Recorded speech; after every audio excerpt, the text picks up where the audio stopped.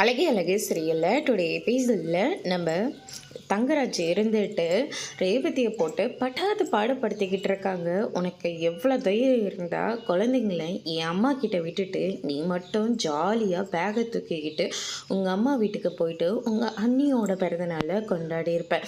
அந்த அழகுமதிக்கு பிறந்தநாள் ஒன்று தான் கேடா அப்படின்ற மாதிரிலாம் சொல்லிகிட்டு இருக்காங்க. ஏங்க அவங்கள பார்த்தாவே இப்படி பண்ணிகிட்ருக்கீங்க? ஏன்னா அவங்களால தான் என் தங்கச்சியோட உசுரே போச்சு.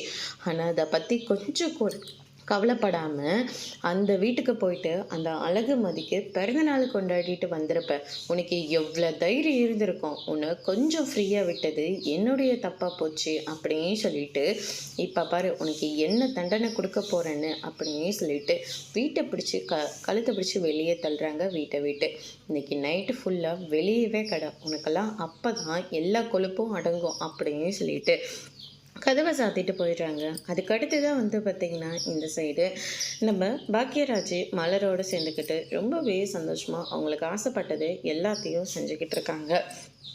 அன்றைக்கி ஃபோன் பண்ணலாமா அப்படின்னு சொல்லிட்டு நம்ம பாக்கியராஜுக்கு கால் பண்ணுறாங்க.